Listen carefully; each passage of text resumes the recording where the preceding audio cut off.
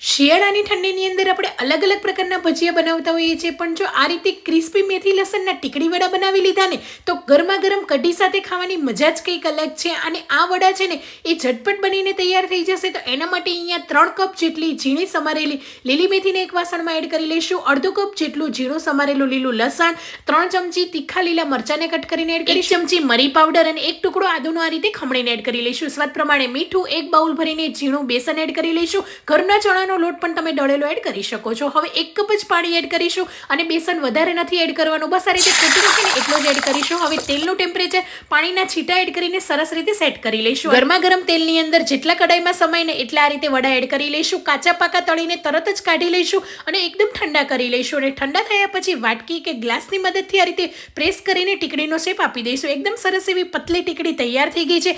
એકદમ ઠંડા થઈ જાય ને એ પછી ફરીથી તેલનું ટેમ્પરેચર હાઈ કરી લઈશું અને બંને સાઈડ પલટાવીને ક્રિસ્પી કરી લઈશું. તો ઠંડા થયા પછી પણ આ વડા એકદમ ક્રિસ્પી રહેશે. અને આ ક્રિસ્પી વડા ડુંગળી અને તીખા તમતમતા મરચા સાથે પણ એન્જોય કરી શકીએ અને ગરમા ગરમ કઢી સાથે ખાવાથી તો જલસો પડી જશે. તો તમે પણ જરૂરથી ઠંડીમાં ટ્રાય કરજો. Thank you for watching.